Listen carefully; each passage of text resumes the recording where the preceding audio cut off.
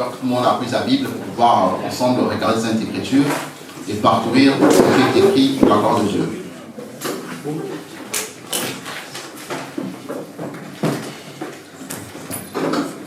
Nous savons que depuis le début de l'année, on a vu les différents thèmes qui nous ont été proposés, sur lesquels Dieu propose et l'homme dispose. Il y a eu les différentes interventions qui ont été faites pour la gloire du Seigneur. Le dimanche dernier, on a aussi vu notamment la tragédie, qui nous a aussi éclairé et instruit. Dans la même lancée, nous voulons encore davantage regarder les Écritures, une portion de Sainte Écriture pour que le Seigneur nous parle encore ce matin pour sa gloire. Et sans plus tarder, on va ensemble regarder le livre de Marc. Et après, nous aurons le thème à tirer de suite en lisant ce livre. Livre de Marc, chapitre 11. Marc 11, du verset 1 au verset 4. On va regarder ensemble. Marc, chapitre 11, verset 1 à 4, s'il vous plaît. Je lis au nom de Jésus. Lorsqu'ils approchèrent de Jérusalem, près de Béphagée et de Béthanie, vers les monts Olivier, Jésus envoya 2 de ses disciples, en leur disant: allez au village qui est devant vous.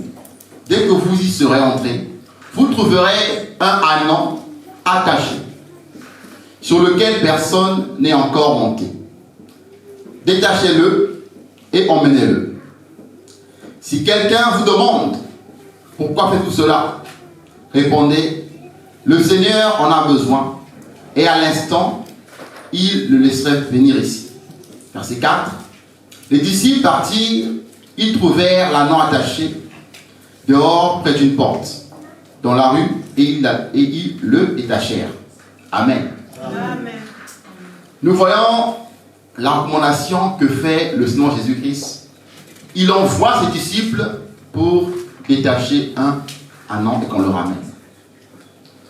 Moi, que l'ânon n'a pas forcément de monnaie attachée quelque part. Malgré lui, il était attaché et le Seigneur le savait et voulait donc le libérer. Le thème de ce matin sera les affranchis. Et en parenthèse, vous remarquez de l'attachement à la libération.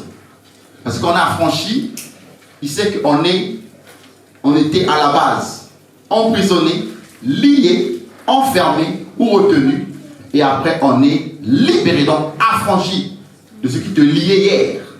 Donc le thème sera les affranchis. Et on regardera au fur et à mesure pourquoi. Remarquez une chose, Jésus-Christ envoie les disciples. Et pour libérer quoi? Un ânon.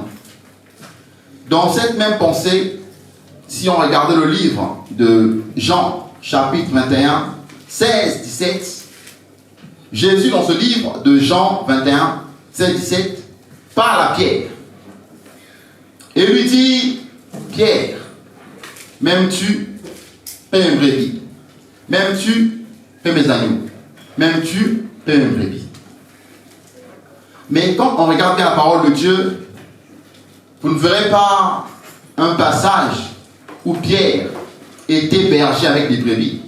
S'il y en a, dites-le moi. Vous levez la main, sinon.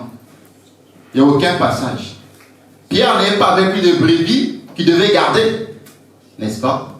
Mais Christ lui dit: paie mes brebis. Mais de quoi Jésus parlait? Pour faire très simple. Sinon, Jésus-Christ prend ce qui est physique pour expliquer ce qui est métaphysique. Il prend ce qui est visible pour expliquer l'invisible. Il prend le naturel pour expliquer le surnaturel. Donc, quand on parle d'ânon, là c'est physique effectivement. Mais dans ce terme de ce matin, c'est un langage spirituel. La brebis, l'ânon, correspond à toi et moi, correspond à l'homme dans le langage spirituel que je veux aujourd'hui employer, l'homme. Parce que quand Jésus-Christ dit à Pierre: de paix tes brebis, ce n'est pas des brebis physiques.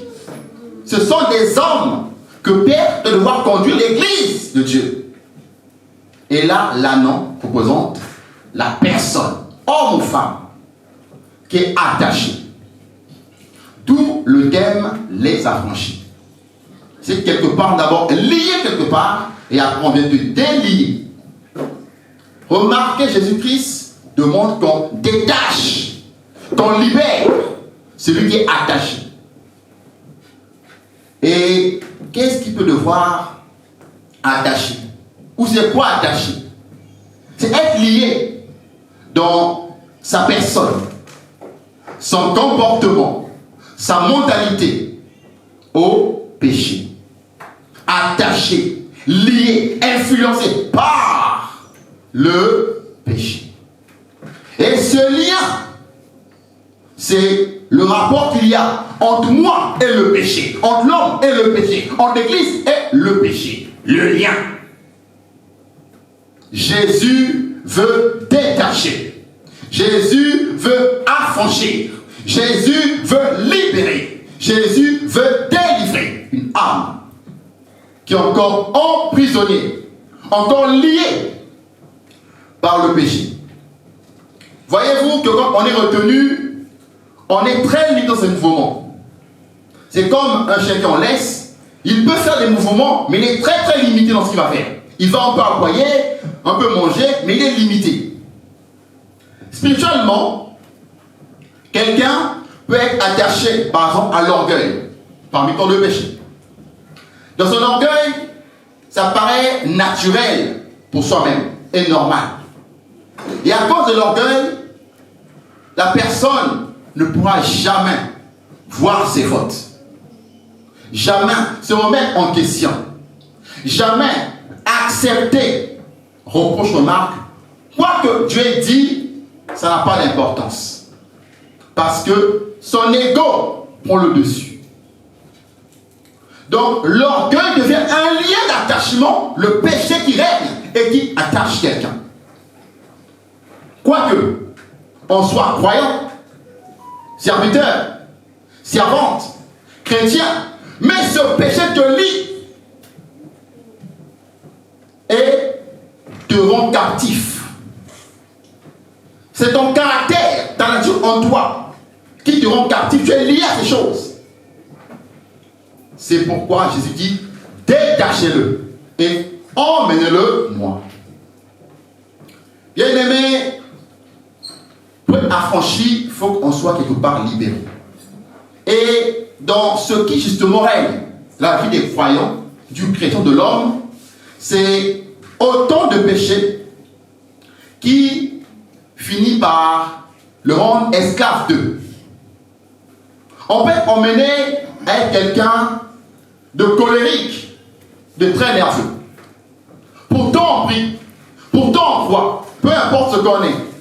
Mais ta nervosité peut t'emmener un jour à lever la main, à frapper quelqu'un. Ensuite, te retrouver en garde à vue. Et beaucoup plus loin. Ça te lie encore. Tu es encore lié à ces choses. Malgré donc que tu pries. Malgré donc que tu passes à la prière, ça te lie encore comme la langue. Tu es encore lié à ces choses. Et Christ, ce matin, veut t'affranchir. Ce qui te garde captif, qui influence quelqu'un. Il y a tant de liens qui nous emprisonnent. Et parfois, on s'excuse de dire que c'est pas grave. Ça peut arriver. C'est un obstacle. C'est pourquoi Christ veut te libérer de ces choses. Et parmi lesquels ces liens qui attachent nos vies, il y a aussi la convoitise des yeux. Ce qu'on voit très souvent, la convoitise des yeux, qui est objet de beaucoup d'autres péchés et qui nous lie. Par la convoitise des yeux, on appelle l'envie. Par l'envie, ça s'appelle toute forme d'emprunt. On va vouloir emprunter. Ensuite, se laisser aller. Dans l'envie, on peut emmener à jalouser. Dans l'envie, on peut amener à calomnier. Des liens qui règnent en nous alors que nous prions, nous croyons, nous sommes en Jésus. Et l'envie parfois peut mener à beaucoup de problèmes et de polémiques entre personnes. C'est pourquoi Jésus, de son amour, veut détacher l'ânon afin que l'ânon soit libéré de ces choses qui ne glorifient point le Seigneur et qui empêchent quelqu'un de pouvoir avancer dans la marche avec Dieu. Dans toutes ces choses que nous connaissons, il y a par exemple l'alcool que d'aucuns connaissent. Combien par l'alcool sont devenus addicts et par l'alcool ont commis des dégâts irréparables, mais trop tard, l'alcool, sans compter le reste que nous connaissons. On est attaché et le Seigneur, la même que l'on voit son disciple détaché aujourd'hui par sa parole, il faut aussi nous emmener à comprendre qu'il faut sortir ces choses et être libéré pour sa gloire. C'est pourquoi, en tant que croyant, l'environnement aussi peut devenir un lien par lequel Satan, le diable, s'installe après en toi. Le péché donne droit à Satan, au démon, de pouvoir s'installer en toi. Car le péché est la porte d'entrée royale des démons dans la vie de quelqu'un. De la même manière que Judas était attiré par l'argent, Satan entra en lui pour vendre Jésus. On ouvre une porte par le péché. L'ennemi entre, s'installe. Et on devient lié. C'est-à-dire, on est influencé par le péché. Bien, on prie, on loue, on adore, mais on est encore attaché, influencé, dominé, lié par le péché. Et Jésus veut te libérer en ce jour. De le terme affranchi. Amen. Car le but de Christ est qu'on sorte de ces choses pour sa gloire. Amen, amen. Il y a autant de choses qui viennent nous lier sans qu'on se rende compte. La médisance, la calomnie, le péché charnel, l'arrogance, l'égoïsme. Bref, la liste, elle est interminable. Le problème, c'est la conséquence que ces péchés ont en nous. Ça peut finir par briser les rapports entre amis, famille, conjoint, conjointe, mari, femme, église. Parce que ce péché te lie et l'ennemi prend raison sur toi. Par exemple, dans le manque d'humilité, tu peux être emmené à poser des actes terribles pour ton ego, avec des conséquences dangereuses. Et le Seigneur, dans son amour, dans sa bonté, veut nous sortir de ces choses. On va tout dans le but de pouvoir passer, de détacher, d'attacher à franchi. On va lire un autre passage qui va encore nous éclairer. On va lire le livre de Juges. Juges au chapitre 16, s'il vous plaît. Juges chapitre 16, versets 20 à 21. L'histoire est longue, mais le temps est imparti. Je la ferai court pour faire plus simple. Juges 16, 20, 21. Je veux lire au nom de Jésus. Elle dit alors, les Philistins sont sur toi. Samson, il se réveilla et dit, je m'en tuerai comme les autres fois. Je me dégagerai. Et il ne savait pas que l'Éternel s'était retiré de lui. Les Philistins s'emparent de lui et lui crevèrent les yeux et le firent descendre à Gazan et l'attachèrent, retenez bien ce terme et ce mot qui est principal, et l'attachèrent avec des chaînes de bronze. Il dut tourner la meule pour le blé dans sa prison. Amen. Amen. Tout à l'heure, qu'avons-nous lu dans le livre de Marc 11, 1 à 4? Attaché. N'est-ce pas? Oui. Le même terme a été prononcé, vécu dans le passé, avant Christ, par Samson. Il était attaché. Mais quand on est attaché, qu'est-ce que tu peux faire? Tu es limité. Combien de choses on lui creve les yeux pour ne pas voir? Dans le spirituel, quand on te creve les yeux, ça veut dire tu ne comprends pas ce qui se passe. Tu n'as pas de discernement. Donc tu es aveugle. Pour toi, tout est normal. Ce n'est que normal. Normal. Tu as des yeux crevés, tu es aveugle. Aveugle, spirituel. Tu ne discernes pas quand c'est Dieu, Satan et les autres. Tu confonds tout. Tu confonds. Tu es aveugle. Tu ne peux pas voir. C'est-à-dire, un aveugle dans le spirituel, c'est-à-dire que tu ne comprends pas ce qui se passe. Tu comprends les choses spirituelles. Donc tu es aveugle. Et Jésus a beaucoup reproché les aveugles. Pas physique, mais spirituel. Parce qu'ils ne comprenaient pas le langage de Christ. L'aveuglement aussi est rien. Parce que si on ne comprend pas ce que Dieu dit, ce que Dieu veut, on fera tout et n'importe quoi. Le jour où Jésus a dit, quiconque mange ma chair, boit mon sang, les disciples ont été scandalisés, choqués, ils ont fui. Pour eux, Jésus, si tu cannibalises, c'est un cannibale, comment c'est possible? Or, il parlait de sa parole, de lui-même, et pas de son corps physique. Donc, l'aveuglement pose un problème dans la marche avec Dieu. Ça représente parfois le serviteur qui croit en Jésus-Christ parce qu'il ne comprend pas ce que Dieu veut.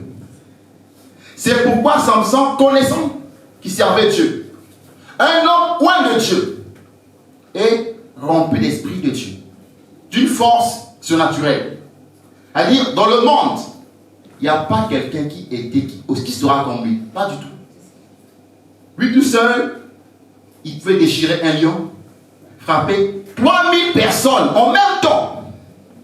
Il a une force surnaturelle donnée par le Seigneur. Le problème de Samson, c'est que les rencontres l'ont aveuglé et l'ont lié. Bien-aimé, combien de fois toi-même, tes rencontres t'ont lié au péché et t'ont rendu en erreur? Mauvaise rencontre. Toi qui te comportais bien, qui aimait Dieu, qui servait Dieu, qui a la flamme de Jésus, mais tu as fait une mauvaise rencontre qui t'a lié, détourné des choses de Dieu. Samson, par naïveté, est tombé amoureux d'une femme, Dalila, comme beaucoup d'hommes d'ailleurs, ou de femmes aussi. Le cœur, c'est mon cœur, et le cœur part. Mais ton cœur t'aveugle. Tu n'as pas demandé à Jésus qu'est-ce qu'il en pensait. Bien-aimés frères et sœurs, ce qui peut paraître pour toi un avantage peut s'avérer un piège du diable sans que tu te rendes compte. Quand on ne peut pas atteindre Samson, il fallait trouver des stratagèmes pour le faire tomber. Et on passe par Dalila pour le faire tomber.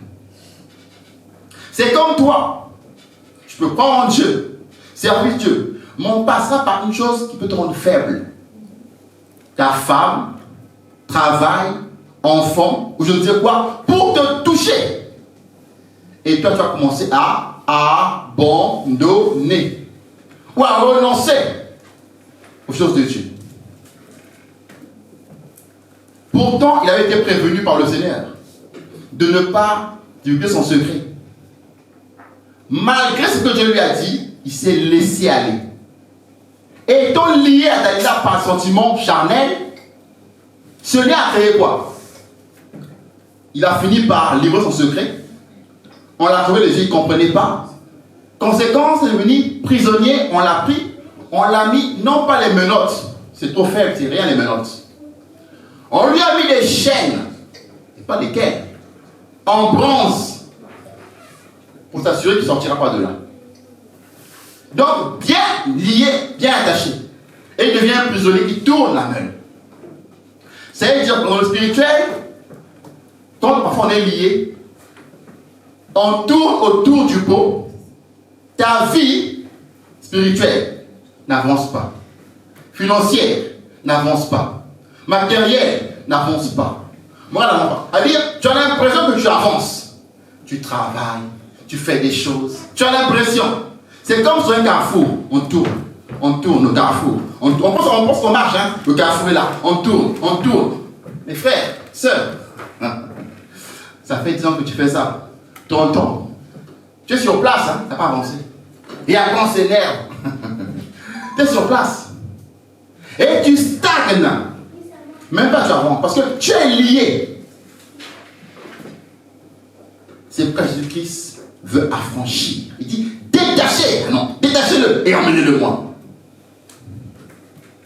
Comme quoi, tout le monde peut être lié, sans se rendre compte. Chrétien ou pas chrétien, tout le monde peut être. Et avec des conséquences terribles. Tous ces péchés, l'ennemi utilise contre vous, contre moi, pour ne pas nous bénir et pour bloquer ta réussite, ton élévation, ton avancement. Pourquoi? Parce que ça va te décrédibiliser. Tu n'es plus crédible devant les hommes et les femmes. Pourquoi? Parce que ça va t'influencer. Et la conséquence est terrible. Parce qu'il était emprisonné. C'est comme aujourd'hui, de tous les jours, on veut faire des rencontres. Homme ou femme, et la personne que tu rencontres devient pour toi un cauchemar. Je dis un cauchemar. Ta vie commence à dégringoler. Alors tu décides à une vie meilleure par le Seigneur. Mais ta rencontre t'a éloigné et t'a assommé complètement. Parce qu'on est attaché.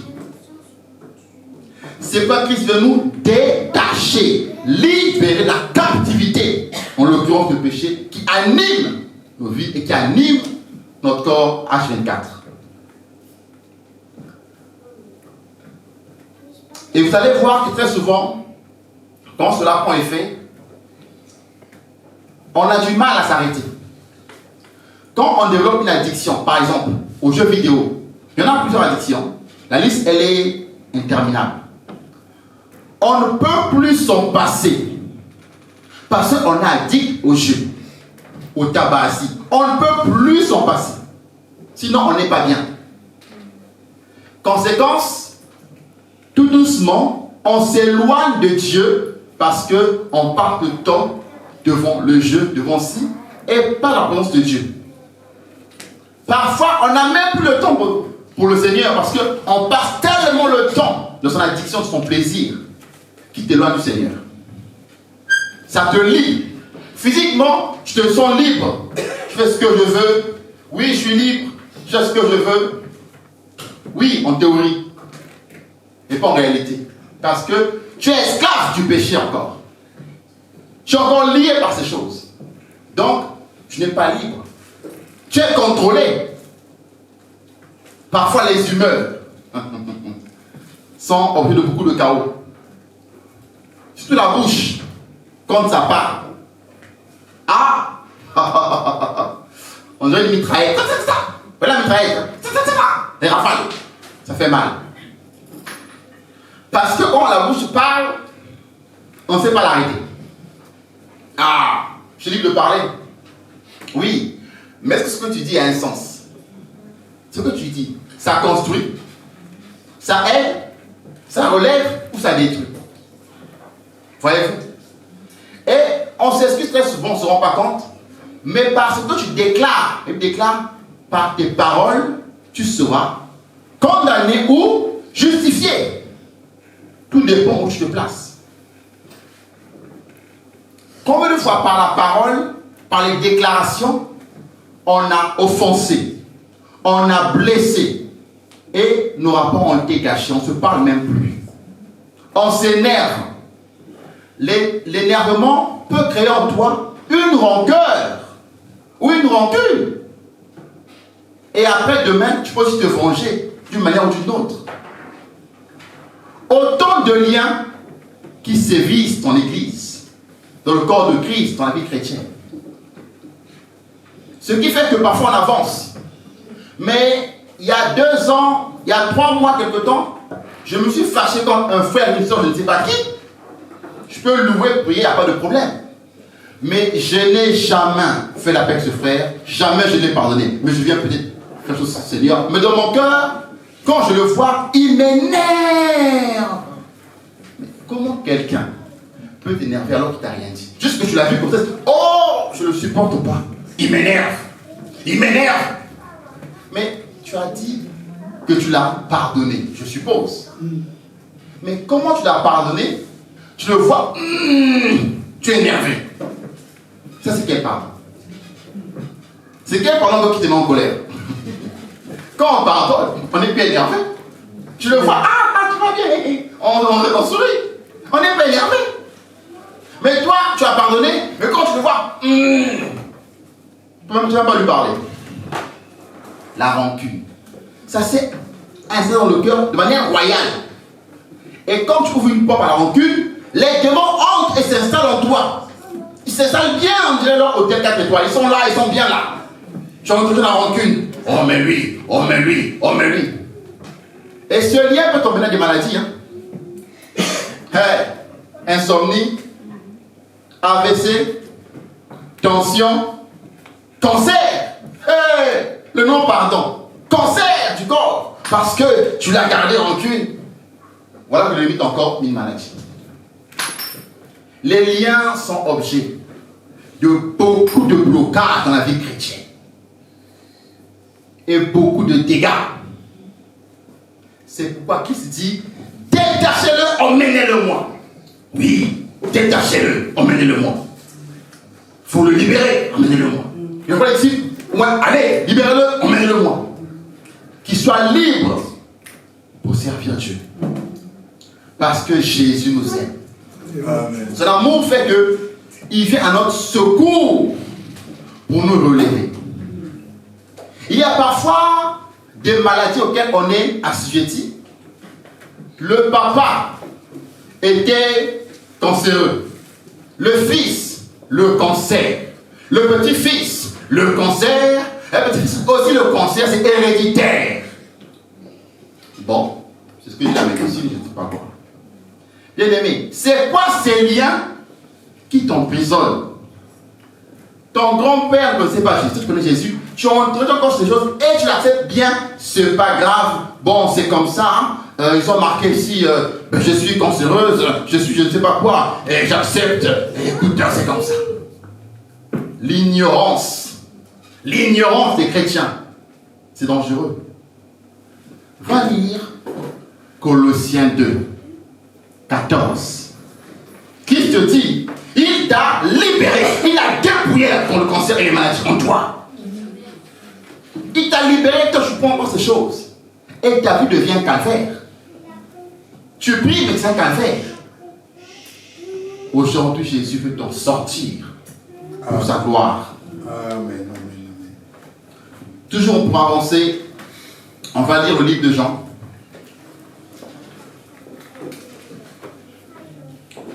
On va regarder ensemble le livre de Jean qui va encore nous éclairer sur ce thème, les affranchis, attachés et détachés pour être libérés par le Seigneur. Jean chapitre 11. Jean 11, du verset 42 au verset 44. Je lis au nom de Jésus. Jean 11, 42 à 44. Pour ma part, je savais que tu m'écoutes toujours, mais j'ai parlé à cause de la foule qui m'entoure, afin qu'ils croient que c'est toi qui m'as envoyé. Après avoir dit cela, il cria d'une voix forte, Lazare, sors! Et le mort sortit, les pieds et les mains attachés par les bandelettes et le visage enveloppé d'un linge. Jésus leur dit, détachez-le et laissez-le s'en aller. Amen.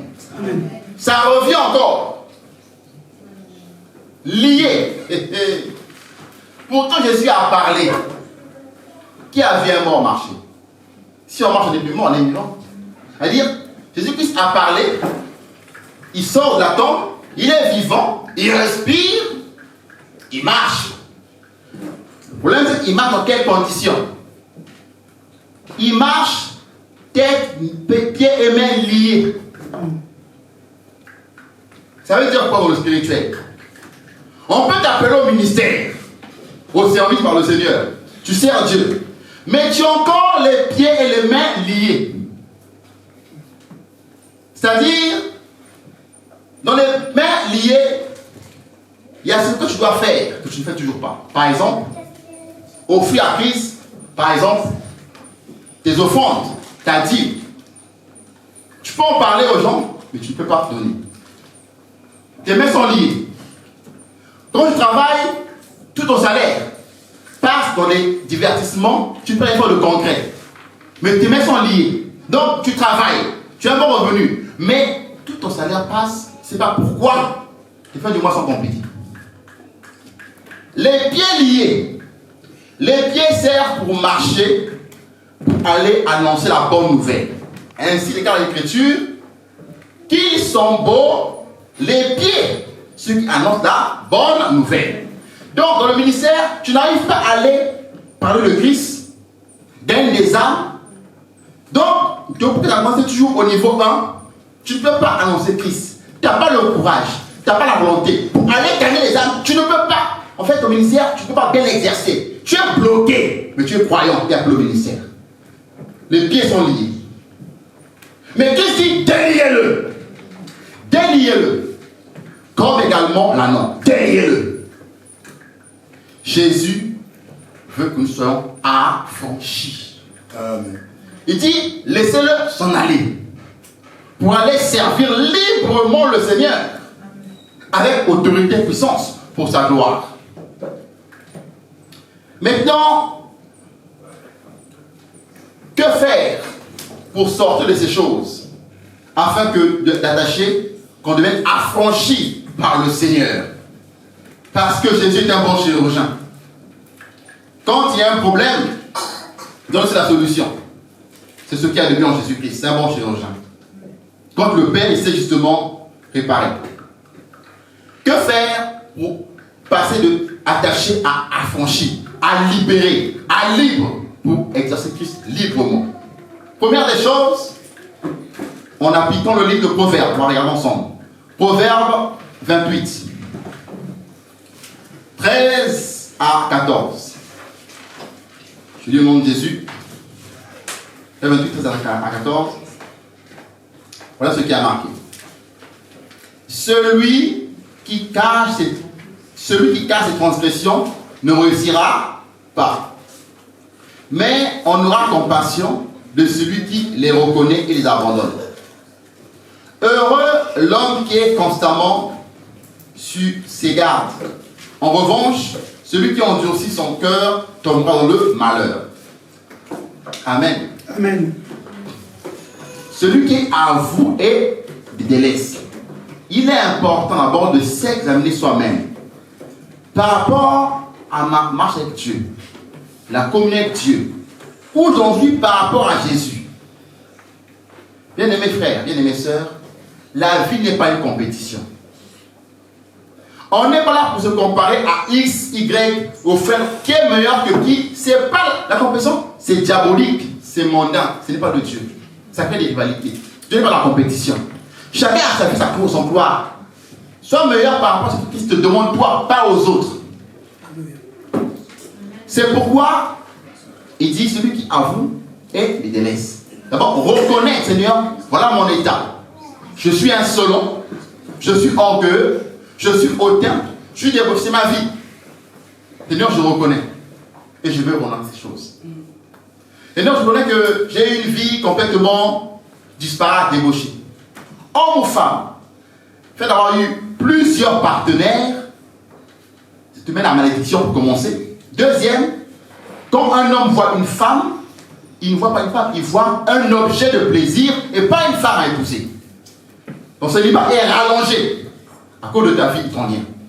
Quand on voit un homme qui a un partenaire, quand une femme te voit, il voit que tu n'es pas sérieux. Donc, ton célibat est encore allongé.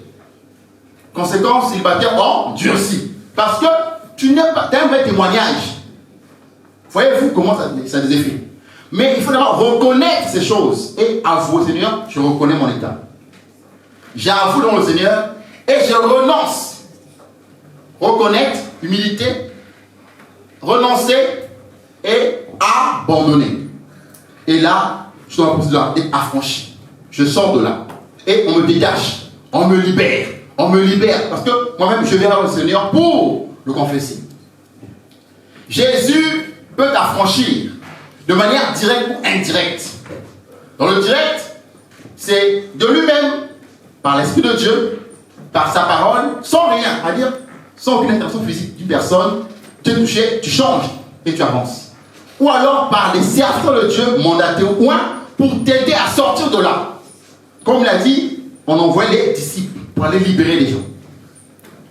Donc, ça c'est pour me faire faire, c'est de pouvoir confesser et renoncer. Ensuite, il y a le livre de Romains 12, 1 à 2. Quand on vient à Jésus pour être affranchi, la manière de penser change. La mentalité doit changer. Changement de mentalité. Romains 12, 1 à 2. Je pense qu'on l'a lu plusieurs fois. Mais on peut encore le lire pour avoir le Seigneur, ça va encore nous faire du bien. Romains chapitre 12, 1 à 2. Pour être affranchi et que Christ Jésus puisse davantage régner en soi-même. Voilà ce qui a marqué.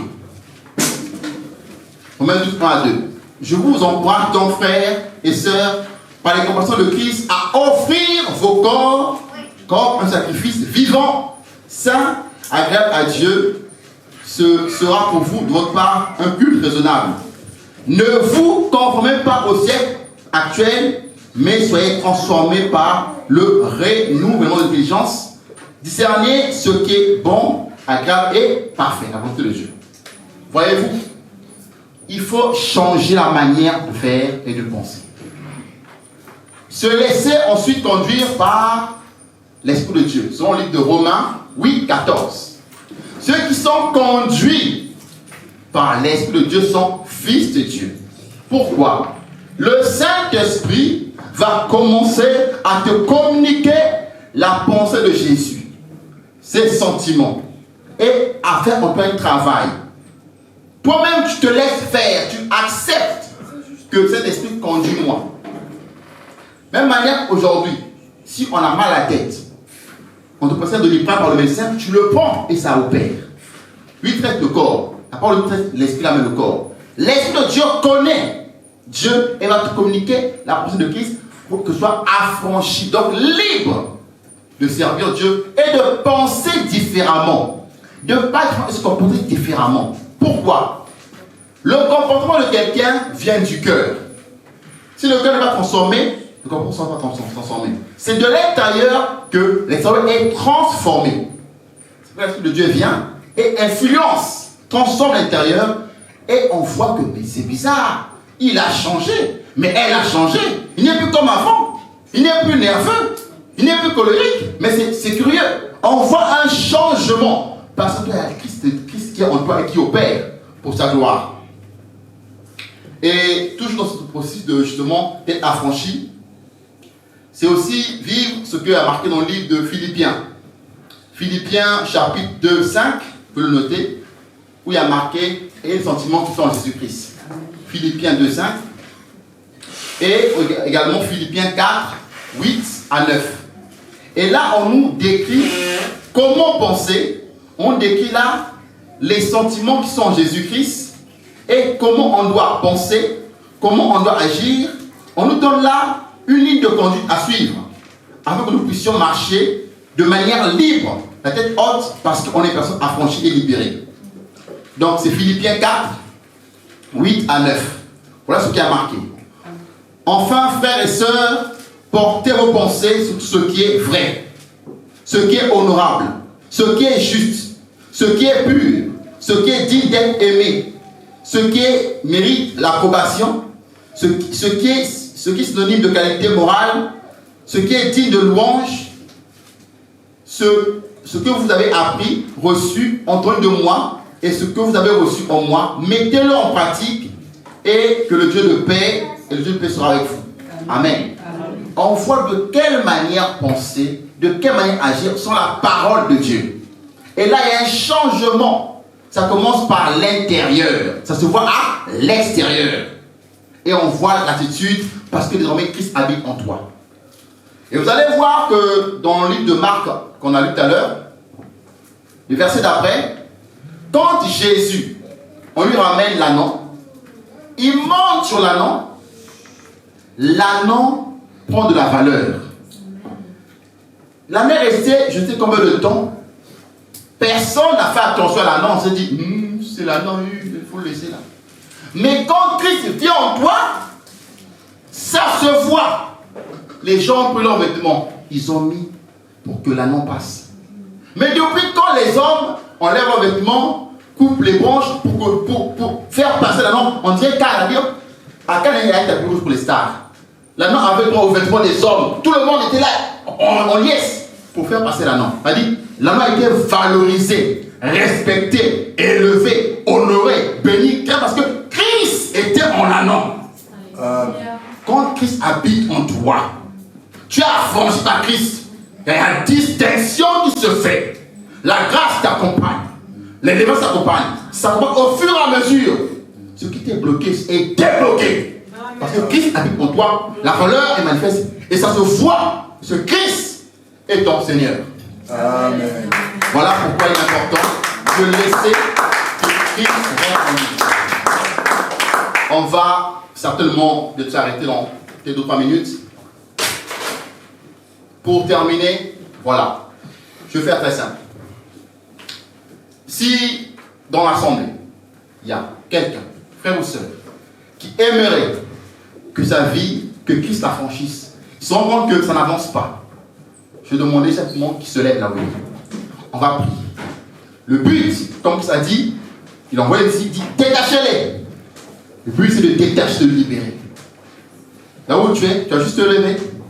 On va prier ensemble avant de clôturer. Parce que quand Christ parle, c'est pour justement visiter, c'est pour libérer, c'est pour délivrer, c'est pour affranchir quelqu'un, c'est pour visiter quelqu'un, c'est pour libérer les captifs, c'est pour justement apporter une solution là où il y avait un problème. Parce que Dieu, Dieu d'amour et de grâce, c'est lui qui veut aujourd'hui affranchir le cœur, libérer le cœur, et que le cœur soit affranchi pour servir Dieu, pour craindre Dieu et pour l'honorer selon sa promesse et selon sa parole. Gloire soit en Dieu, Seigneur le véritable. Gloire à Dieu. Gloire. On va prier. On va maintenant prier. Je prie pour ceux qui sont levés. On va prier que le Saint-Esprit de Dieu, aujourd'hui, maintenant, opère. La parole de Dieu n'est pas une scène. C'est pas un théâtre. L'Esprit opère pour sa gloire. Et quel est le but aujourd'hui que Christ libère? Tu vas mettre la main sur ton cœur simplement. Et je vais prier pour toi. Dieu puissant, dans le nom de Jésus, j'ordonne toute forme de captivité, de libérer maintenant mon bien-aimé à l'instant que je parle, au nom de Jésus.